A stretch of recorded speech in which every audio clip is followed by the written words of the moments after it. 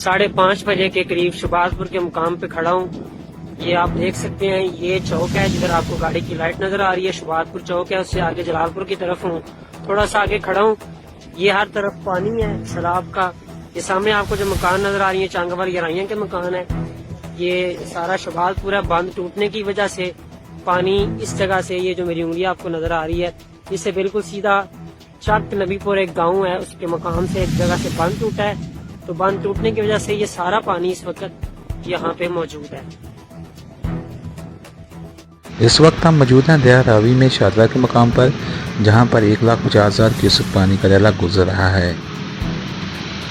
पानी का फ्लो बहुत तेज़ है। दरिया रावी में शारदा के मकाम पर ऊंचे दर्जे का सैलाब है। दरिया रावी में चासर के मकाम पर भी ऊंचे दर्जे का सैलाब है। दरिया रावी का पानी इस वक्त चोंग, सुंदर, मांगा मंडी के करीबी आबादियों में भी दाखिल हो चुका है।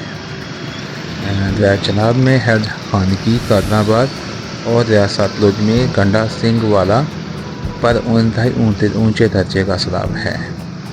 दरिया सिंध में तौसा, गुडू, सखर, कोटरी, जबकि सतलुज में हैड सलेमान की पर दरमियानी दर्जे का सैलाब है। इसी तरह दरिया सतलुज पर गंडा सिंह के मकाम पर इंतहाई ऊंचे दर्जे का सैलाब है। दरिया रावी का पानी रावंड, चोंग, सुंदर, मांगा मंडी की करीबी आबादियों में दाखिल हो चुका है। जैसे जैसे अपडेट आएगी हम आपको बताते रहेंगे। इस वक्त दरिया रावी में ऊंचे दर्जे का सैलाब है। शारजा के मकाम पर इस वक्त इंतहाई ऊंचे दर्जे का सैलाब है।